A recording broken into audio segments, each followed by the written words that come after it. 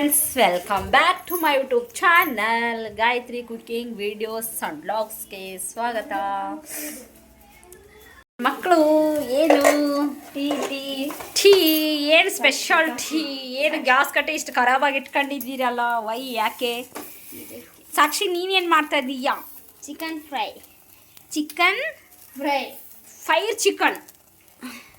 Fire ಚಿಕನನ್ನು ಮಾಡ್ತಾ ಇದ್ದಾಳೆ ಸ್ನೇಹಿತರೆ. ಇದು ನಮ್ಮದು ಈ ಕಡೆ ಮನೆಯ ಅಡುಗೆ ರೂಮ್. ಅಂದರೆ ನಾವು ಆ ಮನೆಯಲ್ಲಿ ಅಡುಗೆಯನ್ನು ಮಾಡೋದಿಲ್ಲ ಸ್ನೇಹಿತರೆ, ನಿಮಗೆ ಗೊತ್ತೇ ಇದೆ. ಹಾಗಾಗ್ಬಿಟ್ಟು ನಾವು ಈ ಕಡೆನೇ ಗ್ಯಾಸನ್ನು ಇಟ್ಕೊಂಡಿದ್ದೀವಿ. ಏನಕ್ಕೋಸ್ಕರ ಅಂದರೆ ಇಲ್ಲಿ ಒಂದು ವಿಂಡೋ ಇದೆ, ಕಾಣಿಸುತ್ತಾ? ಈ ವಿಂಡೋ ಗಾಳಿ ಬೆಳಕು ಚೆನ್ನಾಗಿ ಬರುತ್ತೆ ಅಂತ ಹೇಳ್ಬಿಟ್ಟು ಈ ಕಡೆನೇ ನಾವು ಅಡುಗೆಯನ್ನು ಮಾಡ್ತಾಯಿದ್ದೀವಿ. ನೋಡಿ ಫೈರ್ ಚಿಕನ್ ಹೇಳು ಚಾಕಕ್ಕೆ ಚುಚ್ಚಿಬಿಟ್ಟು ಬೇಯಿಸ್ಕೊತಾವಳೆ, ಸುಟ್ಕೊತಾವಳೆ. ಇಲ್ಲಿ ಕಾಫಿ ರೆಡಿ ಆಗ್ತಾ ಇದೆ. ಪ್ಲೇಟ್ ಇಟ್ಕೊಮ್ಮ ಸಾಕ್ಷಮ್ಮ. ಎಷ್ಟು ಚೆನ್ನಾಗಿ ಸುಟ್ಟಿದೆ ಅಂತ ಹೇಳ್ಬಿಟ್ಟು, ಆದ್ರೆ ಇನ್ನೂ ಸ್ವಲ್ಪ ಸುಡಬೇಕು. ಅಬ್ಬಾ, ಇವಳು ನೋಡಿ ತಿಂತಾವಳೆ ತಗೊಂಡ್ಬಿಟ್ಟು. ಇವಾಗ ಇವರು ಸ್ಕೂಲಿಂದ ಬಂದಿದ್ದಾರೆ ಸ್ನೇಹಿತರೆ. ಇವಾಗ ನೋಡಿ ಇಬ್ರು ಹೆಂಗೆ ಜಗಳ ಆಡ್ತವ್ರೆ ಅಂತ ಹೇಳ್ಬಿಟ್ಟು ತೋರಿಸ್ತೀನಿ ನಾನು ನಿಮಗೆ.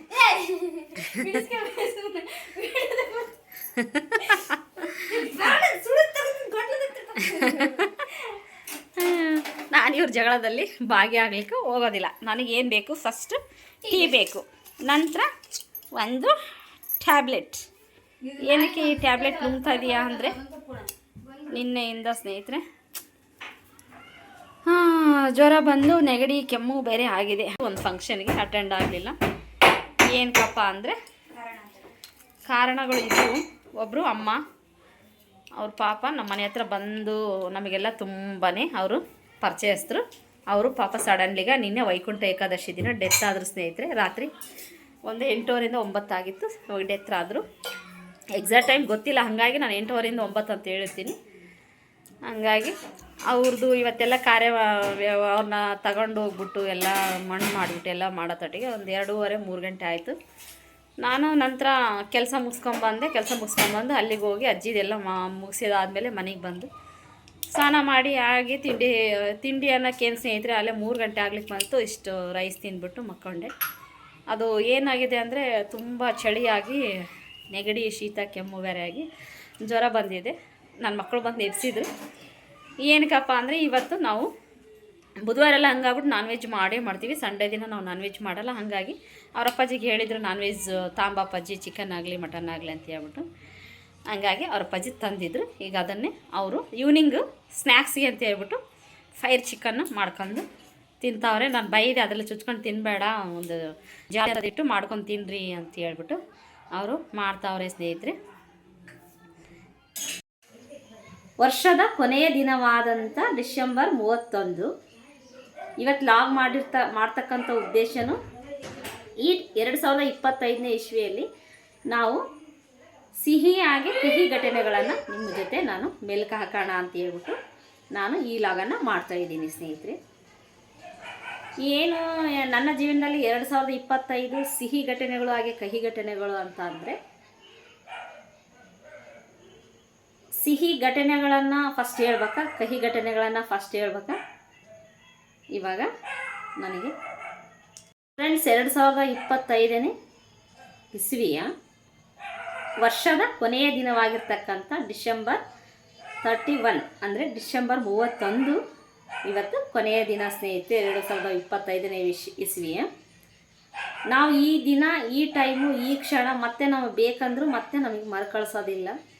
ನಾವು 1 ಇಯರ್ ಏನು ಕಳೆದಿವಲ್ಲ, ಆ ಕಳೆದಂಥ ಕ್ಷಣದಲ್ಲಿ ನಾವು ಏನೇನೆಲ್ಲ ನಮ್ಮ ಜೀವನದಲ್ಲಿ ನಾವು ಗ್ರೋತ್ ಆದ್ವಿ, ಹಾಗೆ ಕಷ್ಟಗಳನ್ನು ಅನುಭವಿಸಿದ್ವಿ, ಹಾಗೆ ಗ್ರೋತ್ ಆದ್ವಿ, ನಾವು ಹೆಂಗೆಲ್ಲ ಕೆಲವೊಂದರಿಂದ ಪಾಠಗಳನ್ನು ಕಲ್ತ್ವಿ, ಕೆಲವೊಂದು ಇನ್ಸಿಡೆಂಟಿಂದ ಆಗಿರ್ಬೋದು, ಕೆಲವೊಂದು ವ್ಯಕ್ತಿಗಳಿಂದ ಆಗಿರ್ಬೋದು, ಅದನ್ನು ನಾನು ನಿಮ್ಮ ಜೊತೆ ಇವತ್ತು ಶೇರ್ ಮಾಡ್ಕೊಳ್ಳೋಣ ಅಂತ ಇದ್ದೀನಿ ಸ್ನೇಹಿತರೆ. ಹಂಗಾಗ್ಬಿಟ್ಟು ಇವತ್ತಿನ ಈ ಲಾಗನ ನಾನು ನಿಮ್ಮ ಜೊತೆ ಶೇರ್ ಮಾಡ್ಕೊತಾ ಇದ್ದೀನಿ.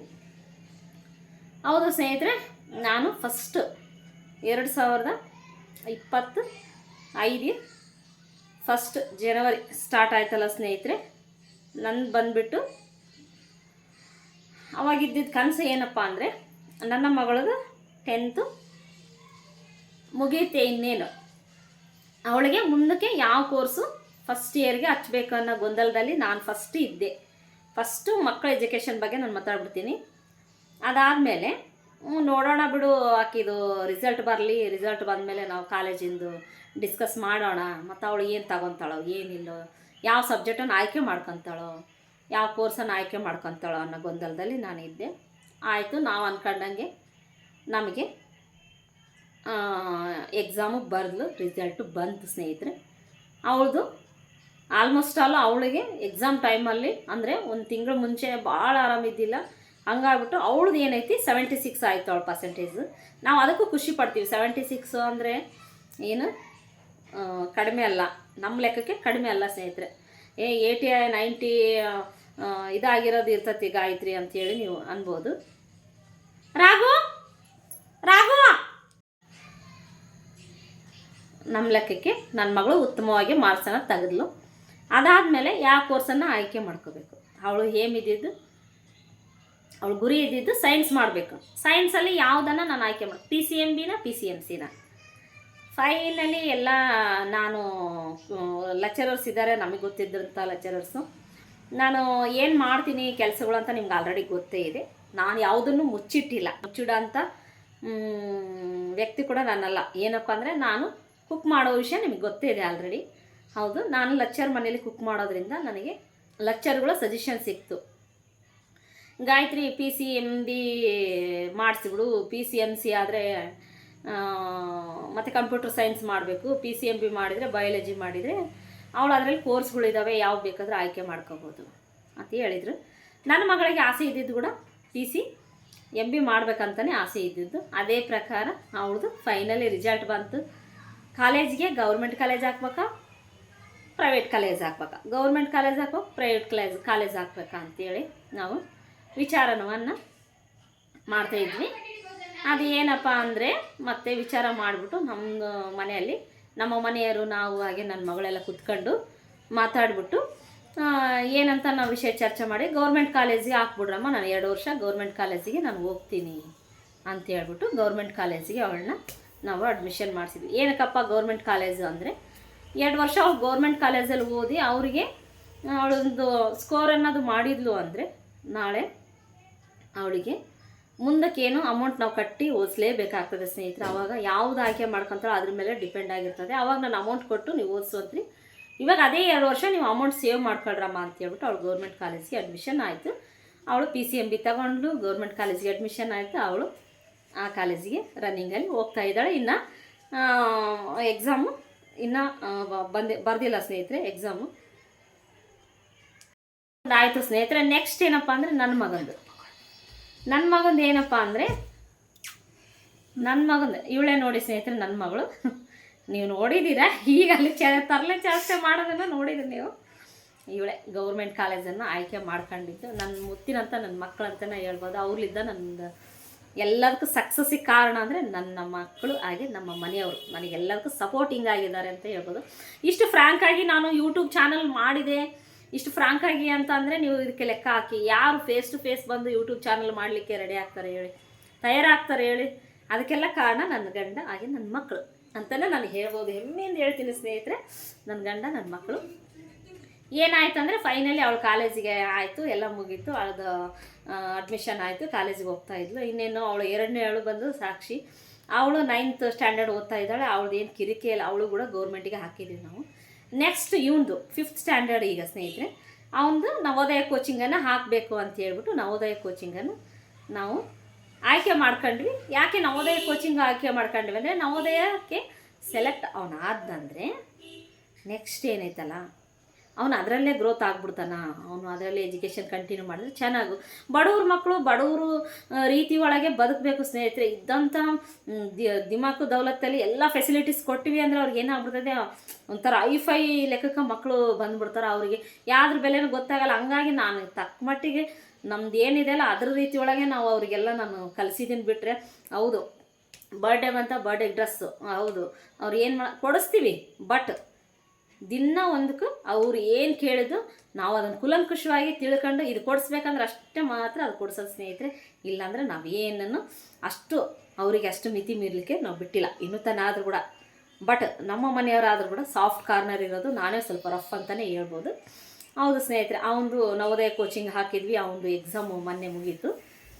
ನವೋದಯ ಕೋಚಿಂಗ್ ಹಾಕಿದ್ವಿ ಮೊನ್ನೆ. ನವೋದಯ ಎಕ್ಸಾಮ್ ಮುಗೀತು ಸ್ನೇಹಿತರೆ. ಮತ್ತು ಇನ್ನು ಆದರ್ಶ, ಸೈನಿಕ್ ಹಾಗೆ ಮುರಾರ್ಜಿ 3 ಎಕ್ಸಾಮ್ಸ್ ಇದ್ದಾವೆ. ಅವನು ಹೋಗಿ ಬಂದು ಮಾಡ್ತಾಯಿದ್ದೇನೆ. ಹಾಗೆ ಅವನಿಗೆ ಹೆಲ್ತ್ ಇಶ್ಯೂಸ್ ಕೂಡ ಆಗಿತ್ತು, ನಿಮಗೆ ಗೊತ್ತೇ ಇದೆ. ಇದಿಷ್ಟು ಮಕ್ಕಳು 3 ಎಜುಕೇಷನಿಂದ ಆಯಿತು. ಇನ್ನು ನಮ್ಮ ಮನೆಯವ್ರದ್ದು ವೃತ್ತಿ ಜೀವನ ನಿಮ್ಗೆ ಗೊತ್ತೇ ಇದೆ. ಆಟೋ ಹೊಡಿತಾರೆ ಮತ್ತು ಫ್ರಿಜ್ಜು ಹಾಗೆ AC ವಾಷಿಂಗ್ ಮಿಷಿನು ಅವೆಲ್ಲ ನಮ್ಮ ಮನೆಯವರು ಕೊಡಿಸೋದು. ಹಾಗೆ ಅವನ ಫ್ರಿಜ್ಗಳೆಲ್ಲ ರಿಪೇರಿ ಮಾಡಿಸೋದು. ಹಾಗೆ ಅವ್ರ ಫ್ರೆಂಡ್ ಇದ್ದಾರೆ ಅಣ್ಣಾರು ಒಬ್ಬರು, ಇವರು ಪಾರ್ಟ್ನರ್ ಆಗ್ಬಿಟ್ಟು ಮಾಡೋ ಕೆಲಸಗಳನ್ನೆಲ್ಲ ಇವ್ರು ಮಾಡ್ತಾರೆ. ಮತ್ತು ವಿತ್ ಆಟೋನು ಓಡಿಸ್ತಾರೆ. ನಮ್ಮ ಮನೆಯವ್ರದ್ದು ಇಷ್ಟ ಆಯಿತು. ನಂದಿನ ಏಳು ಬೀಳು ತಗೊಂಡ್ರೆ ಸ್ನೇಹಿತರೆ, ನಂದು ಏಳು ಬೀಳು ಏನಪ್ಪ ಅಂದರೆ, ನಾನು ಒಂದು ಖುಷಿ ವಿಚಾರ ಏನಂದರೆ, ಈ ವರ್ಷದಲ್ಲಿ ನಾನು ಮಹಿಳಾ ಒಕ್ಕೂಟದ ಅಧ್ಯಕ್ಷೆಯಾಗಿ ಆಯ್ಕೆ ಆದೆ. ಅದಕ್ಕೊಬ್ಬರು ಕಾರಣರಾಗಿದ್ದವ್ರು ಅದಾರ. ಅವ್ರ ಹೆಸರನ್ನ ರಿವೀಲ್ ಮಾಡ್ತೀನಿ. ಬಟ್ ಅವ್ರ ಫೇಸ್ ತೋರಿಸಿ ನಾನು ಅವ್ರ ಹೆಸರನ್ನ ರಿವೀಲ್ ಮಾಡಬೇಕು ಕೂಡ. ಅವ್ರು ಇಲ್ದಂಗೆ ನಾನು ಅವ್ರ ಹೆಸರು ರಿವೀಲ್ ಮಾಡಲ್ಲ. ಅವ್ರನ್ನ ಇಂಟ್ರಡ್ಯೂಸ್ ಕೂಡ ಮಾಡಿಕೊಡ್ತೀನಿ ಒಂದಿನ ನಿಮಗೆ. ಹೀಗಾಗ್ಬಿಟ್ಟು ನಾನು ಮಹಿಳಾ ಒಕ್ಕೂಟದ ಅಧ್ಯಕ್ಷೆ ಕೂಡ ಆದೆ. ಕೆಲವೊಂದು ಪಾಪ ನಮ್ಮ ಒಕ್ಕೂಟದವ್ರು ಎಲ್ಲರೂ ಕೆಲವೊಂದು ಸನ್ಮಾನಗಳು ಕೂಡ ನನಗೆ ಮಾಡಿದರು. ಅದು ಕೂಡ ನನಗೆ ಹೆಮ್ಮೆ ಇದೆ. ಅದು ಒಂದು ನನಗೆ ಈ ವರ್ಷದಲ್ಲಿ ನನಗೆ ಒಂದು ಖುಷಿ ವಿಚಾರ ಅಂತ ಹೇಳ್ಬೋದು. ಅದರಲ್ಲಿ ಎಷ್ಟು 36 ಜನ ಅಧ್ಯಕ್ಷರಲ್ಲಿ ನನ್ನ ಹೆಸರೇ ಅಲ್ಲಿ ನನಗೆ ಹೈಯೆಸ್ಟ್ ವೋಟಿಂಗ್ ಬಿತ್ತು. ನನ್ನ ಹೆಸರೇ ಆಯ್ಕೆ ಆಯಿತು. ಅದಕ್ಕೆ ಒಬ್ಬರು ವ್ಯಕ್ತಿ ಕಾರಣರಾದವರು ಅದಾರ. ಅವ್ರು ನಾನು ಇಂಟ್ರಡ್ಯೂಸ್ ಮಾಡಿಕೊಡ್ತೀನಿ ನಿಮಗೆ. ಮತ್ತು ಏನಪ್ಪ ಅಂದರೆ ಅದು ಒಂದು ಆಯಿತು ಸ್ನೇಹಿತರೆ. ಅದು ಒಂಥರ ಖುಷಿ ವಿಚಾರ ಅಂತ ನಾನು ಹೇಳ್ಬೋದು. ಹಾಗೆ ನನ್ನ ಕೆಲಸ ನಿಮ್ಗೆ ಗೊತ್ತೇ ಇದೆ, ನಾನು ಏನು ಕೆಲಸ ಮಾಡ್ತೀನೋ ಅಂತೇಳಿ. ಈ ವರ್ಷದಲ್ಲಿ ನನಗೆ ಆರ್ಡರ್ಸು ಜಗ್ಗಿ ಬರ್ತಾ ಇದ್ದಾವೆ. ಆರ್ಡರ್ಸ್ ಅಂದರೆ ಏನಂತ ಕೇಳ್ಬೋದು. ನಾನು ಕುಕ್ಕಿಂಗ್ ಕೆಲಸ ಮಾಡೋದ್ರಿಂದ ನನಗೆ ನಾನು ಕರ್ಜಿಕಾಯಿ, ಕರ್ದೆಂಟು, ಹಾಗೆ ರವೆ ಲಾಡು, ಹಾಗೆ ಮತ್ತು ಡ್ರೈ ಬಾದುಷಾ, ಹಾಗೆ ಮತ್ತೇನಪ್ಪ ಅಂದರೆ ಶೇಂಗಾ ಹೋಳ್ಗೆ, ಎಳ್ಳು ಹೋಳ್ಗೆ, ಕೊಬ್ಬರಿ ಹೋಳ್ಗೆ, ಅವೆಲ್ಲವೂ ನನ್ನ ಆರ್ಡರ್ಸು ತುಂಬಾ ಬರ್ತಾಯಿದೆ. ಅದನ್ನು ಒಂದು ಫೋಟೋಗಳನ್ನ ನಾನು ಹಾಕ್ತೀನಿ ಇವಾಗ ನಿಮಗೆ. ಯಾವ್ಯಾವೆಲ್ಲ ಆರ್ಡರ್ಸ್ ಬಂದಿದ್ವು, ನಾನು ಯಾವ್ಯಾವೆಲ್ಲ ಕೊಟ್ಟಿದ್ದೀನಿ ಅಂತ ಹೇಳ್ಬಿಟ್ಟು. ಅದು ನನ್ನ ಕೆಲಸ ತುಂಬಾ ಗ್ರೋತ್ ಆಯ್ತು. ಅದು ಒಂದು ಸ್ನೇಹಿತರೆ. ಆಮೇಲೆ ಇನ್ನೊಂದು ಏನಪ್ಪ ಅಂದರೆ, ನನಗೆ ಹೌದು ಒಳ್ಳೆ ಚಲೋರ ಮನೆಯಲ್ಲೇ ನಾನು ಕುಕ್ ಮಾಡೋದು ನನಗೆ ಆಫರ್ ಬಂತು. ಅವ್ರು ಯಾರಪ್ಪ ಅಂದರೆ ಡಾಕ್ಟರ್ಸ್ ಮನೆಯಲ್ಲಿ. ಹೌದು, ನಾನು ಅವ್ರ ಮನೆಯಲ್ಲೇ, ನಾನು ಜಾಸ್ತಿ ಏನು ಕೆಲಸ ಮಾಡ್ತಾಯಿಲ್ಲ. ಒಬ್ಬರು ಡಾಕ್ಟರ್ಸ್ ಇದ್ದಾರೆ ಅವ್ರ ಮನೆಯಲ್ಲಿ, ನಮ್ಮ ಲೆಕ್ಚರ್ ಇದ್ದಾರೆ ಅವ್ರ ಮನೆಯಲ್ಲಿ, ಹಾಗೆ ಇನ್ನೊಬ್ಬರು ಎಂಪ್ಲಾಯಿ ಇದ್ದಾರೆ PWD ಎಂಪ್ಲಾಯಿ ಅವ್ರ ಮನೆಯಲ್ಲಿ. ನಾನು ಬೆಳಗ್ಗೆ 6 ಗಂಟೆಗೆ ಹೋದರೆ ನಾನೊಂದು 10-10:30 11 ಗಂಟೆ ಒಳಗೆ ನಾನು ಮುಗಿಸ್ಕೊಂಡು ಮನೆಗೆ ಬಂದುಬಿಟ್ಟು ನಾನು ಮನೇಲಿ ಇರ್ತಕ್ಕಂಥ ಕೆಲಸಗಳನ್ನೆಲ್ಲ ಕವರ್ ಮಾಡ್ತೀನಿ ಸ್ನೇಹಿತರೆ. ಅದು ಕೂಡ ನಾನು ಒಂದಿನ ಲಾಗ್ ಮಾಡ್ತೀನಿ. ನಾನು ಇವತ್ತು ರೊಟೀನ್ ಏನು ಫುಲ್ಲು ತೋರಿಸ್ತೀನಿ, ನಾನು ಇವತ್ತು ಏನಾಯಿತು ಏನಿಲ್ಲ ಅಂತ ಹೇಳ್ಬಿಟ್ಟು. ನಾನು ಡೈಲಿ ರೊಟೀನ್ ಮಾಡಲಿಕ್ಕೆ ಕಷ್ಟ ಏನಕ್ಕಪ್ಪ ಅಂದರೆ, ಇವಾಗ 11 ಗಂಟೆ ನಾನು ಮನೆಗೆ ಬರ್ತೀನಿ. ಬಂದಾದಮೇಲೆ ನಾವು ಏನಾದರೂ ಮನೆಯಲ್ಲಿ ಕೆಲಸಗಳು ಪೆಂಡಿಂಗ್ ಬಿಟ್ಟು ಹೋಗಿರ್ತವೆ, ಮಕ್ಕಳು ಕೆಲಸ ಮಾಡಬೇಕು. ಆಮೇಲೆ ಇನ್ನೊಂದು ಏನಪ್ಪ ಅಂದರೆ, ಆರ್ಡರ್ಸ್ ಬಂತಂದರೆ ಆರ್ಡರ್ಸ್ ಮಾಡೋದ್ರಲ್ಲೇ ಸ್ವಲ್ಪ ಟೈಮ್ ನನಗೆ ಅಲ್ಲೇ ಹೋಗ್ಬಿಡ್ತೈತೆ ಸ್ನೇಹಿತರೆ. ಹಂಗಾಗ್ಬಿಟ್ಟು ಕೆಲವೊಮ್ಮೆ ಆಮೇಲೆ ಮನೆಯಲ್ಲಿ ಸ್ವಲ್ಪ ಮಕ್ಕಳಿಗೆ ಆರಾಮಿಲ್ಲ ಅಂದರೆ ಮತ್ತು ಆಮೇಲೆ ಕೆಲವೊಂದು ವಿಷಯಗಳು ಏನಾದ್ರು ನನಗೆ ಸುಸ್ತಾಯಿತು ಅಂದರೆ ಅದಕ್ಕೆ ಸ್ವಲ್ಪ ಟೈಮ್ ಹಿಡಿತೈತೆ. ಹಾಗಾಗಿ ನಾನು ಲಾಗ್ ಮಾಡಲಿಕ್ಕೆ ಒಂದೊಂದು ಸರಿ ನಾನು ಲಾಗ್ ಮಾಡಲಿಕ್ಕೆ ಆಗಂಗಿಲ್ಲ. ಹಂಗಾಗಿ ನಿಮ್ಮ ಜೊತೆ ಕಂಟಿನ್ಯೂ ಲಾಗಲ್ಲಿ ನಾನು ಟಚ್ಚಲ್ಲಿ ಇರೋಕೆ ನನಗೆ ಆಗ್ತಾಯಿಲ್ಲ. ಆದರೂ ನಾನು ಇದು ಲಾಗ್ ಮಾಡೋದೇ ಬಿಡ್ತಾಯಿಲ್ಲ. ಹೌದು ಸ್ನೇಹಿತರೆ, ಇದ್ರ ಮಧ್ಯೆ ಯೂಟ್ಯೂಬ್ ಚಾನಲ್ ಮಾಡೋದು ನಿಮ್ಗೆ ಹೆಂಗೆ ಐಡಿಯಾ ಬಂತು ಗಾಯತ್ರಿ ಅಂತ ಕೇಳ್ಬೋದು ನೀವು. ಹೌದು ಸ್ನೇಹಿತರೆ, ನನಗೆ ಯೂಟ್ಯೂಬ್ ಚಾನಲ್ ಮಾಡಬೇಕಂತ ಮೊದಲಿಂದಾನೇ ಆಸೆ ಇತ್ತು. ನನಗೆ ನಡುಮಧ್ಯೆ ಏನಾಯಿತು ಸ್ನೇಹಿತರೆ, ಒಂದು ಆಗಸ್ಟ್ ಅಲ್ಲ ಸ್ನೇಹಿತರೆ, ಜೂನ್ ಜುಲೈಯಲ್ಲಿ ಇರ್ಬೋದು, ಮೊಹರಂ ಹಬ್ಬ ಬಂತು ನೋಡ್ರಿ ಸ್ನೇಹಿತರೆ. ಮೊಹರಂ ಹಬ್ಬ ಬಂದಾಗ ನನಗೆ ಸ್ವಲ್ಪ ಒಬ್ಬರು ನನಗೆ ಭಾಳ ಮೋಸ ಮಾಡಿದರು. ನನಗೆ ಹೆಂಗಪ್ಪ ಅಂತ ಹೇಳಿದರೆ, ಅವರು ಕೆಲವೊಂದು ಅಮೌಂಟ್ ಕೊಡ್ತೀನಿ ಕೆಲವೊಂದು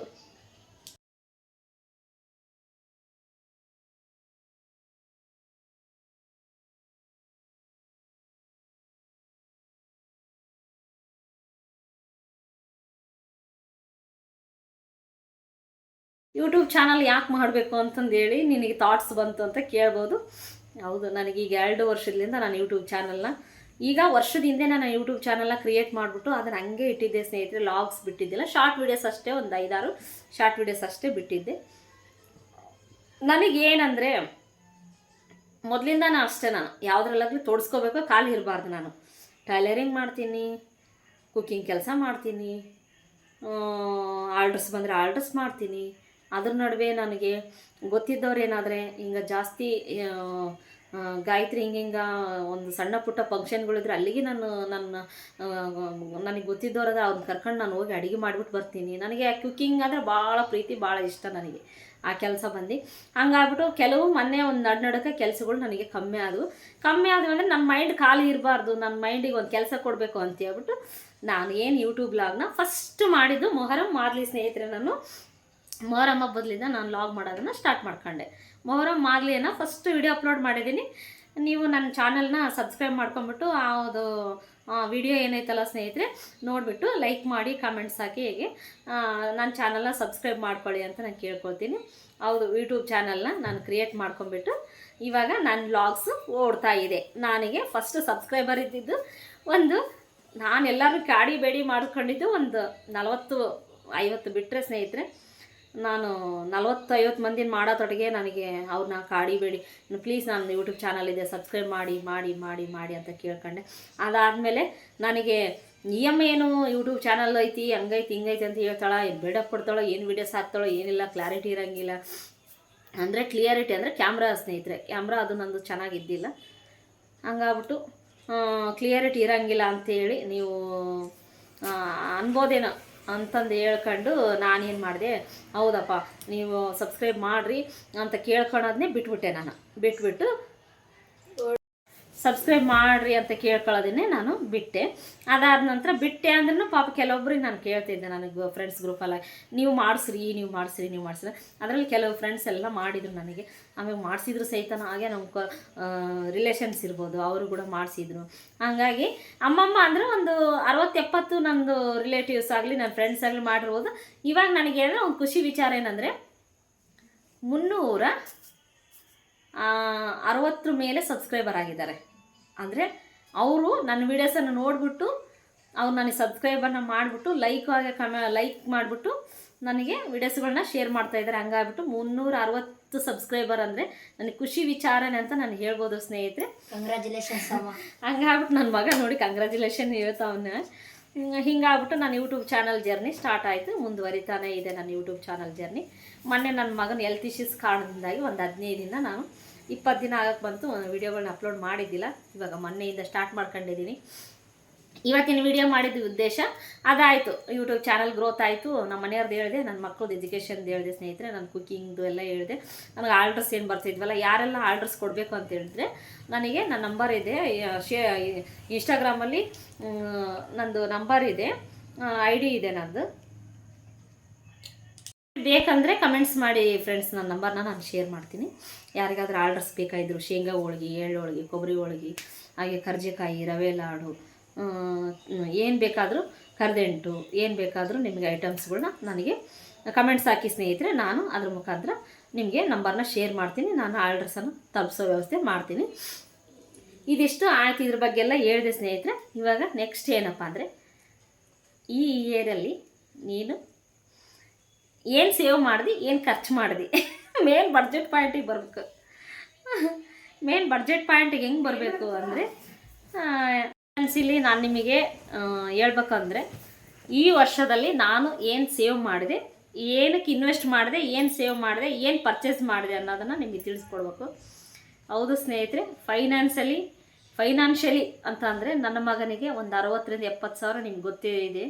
ನಾನು ಅಮೌಂಟ್ ಆಸ್ಪತ್ರೆಗೆ ಖರ್ಚು ಮಾಡಿರ್ಬೋದಾಗಿರ್ಬೋದು. ನಂತರ ಮನೆಯಲ್ಲಿ ಅದೆಲ್ಲ ಲೆಕ್ಕ ಹಾಕಿನೇ ಒಂದು ಹತ್ತತ್ರನೂ ಒಂದು 80,000, 1,00,000 ಹೆಲ್ತ್ ಇಶ್ಯೂಸ್ಗೆ ನಾನು ಇವತ್ತು ಈ ವರ್ಷದಲ್ಲಿ ನಾನು ಅಮೌಂಟನ್ನು ಖರ್ಚು ಮಾಡಿರೋದು. ನಂತರ ನಾನು ಕೂಡಿಟ್ಟಿರೋದು ಅಂದರೆ, ನನಗೊಂದು ದೊಡ್ಡ ಖುಷಿ ವಿಚಾರ ಏನಂದರೆ, ನಮ್ಮ ಮನೆಯವರು ನನ್ನ ವೆಡ್ಡಿಂಗಿಗೆ ಸರವನ್ನು ಗಿಫ್ಟಾಗಿ ಕೊಟ್ಟರು. ಆ ಸರ ಯಾವುದಪ್ಪ ಅಂದರೆ ಮಂಗಲ ಚೈನು. ನೀವೆಲ್ಲ ನೋಡಿರ್ಬೋದು ನಾನು ಹಾಕ್ಕೊಳ್ಳೋದು. ಅದನ್ನು ಈ ವರ್ಷದಲ್ಲಿ ನಮ್ಮ ಮನೆಯವರು ಅಮೌಂಟನ್ನು ಸೇವ್ ಮಾಡಿಬಿಟ್ಟು ನನಗೆ ಆ ಮಾಂಗಲ್ಯ ಚೈನನ್ನು ನನಗೆ ಗಿಫ್ಟಾಗಿ ಕೊಟ್ಟರು ಸ್ನೇಹಿತರೆ. ಹಂಗಾಗ್ಬಿಟ್ಟು ಅದು ಒಂಥರ ಭಾಳ ಖುಷಿ. ಆದರೆ ನಾವು ಮಿಡ್ಲ್ ಕ್ಲಾಸ್ ಫ್ಯಾಮಿಲಿಯವರು ನಾವು ಸೇವ್ ಮಾಡಿ ಅದನ್ನೆಲ್ಲ ಮಾಡಿಬಿಟ್ಟು ನಾವು ತಗೊತೀವಿ ಅಂದರೆ ಅದು ಒಂಥರ ತುಂಬ ಖುಷಿ ವಿಚಾರನೇ ಅಂತಲೇ ಹೇಳ್ಬೋದು ಸ್ನೇಹಿತರೆ. ಇಷ್ಟನ್ನು ಇವತ್ತು ನಾನು ಈ ವರ್ಷದಲ್ಲಿ ಒಂದು 4 ತೊಲೆ ಗೋಲ್ಡು ಮತ್ತು ಇದೆಲ್ಲ ಇಷ್ಟು ಮತ್ತು ಮಿಕ್ಕಿದ್ವೆಲ್ಲ ಇದೆ ಸ್ನೇಹಿತರೆ. ನಾನು ಮುಂದೆ ಅಪ್ಡೇಟ್ಸ್ ಕೊಡ್ತೀನಿ ನಿಮಗೆ. ಇವತ್ತಿಗೆ ಈ ವಿಡಿಯೋವನ್ನು ನಾನು ಎಂಡ್ ಮಾಡ್ತಾಯಿದ್ದೀನಿ. ಲೈಕ್ ಮಾಡಿ ಶೇರ್ ಮಾಡಿ ಕಮೆಂಟ್ಸ್ ಹಾಕಿ. ಹಾಗೆ ಹೊಸ ವರ್ಷದ ಹಾರ್ದಿಕ ಶುಭಾಶಯಗಳು. ಅಡ್ವಾನ್ಸ್ ವಿಶಸ್ ಎಲ್ರಿಗೂ. Boy and take care.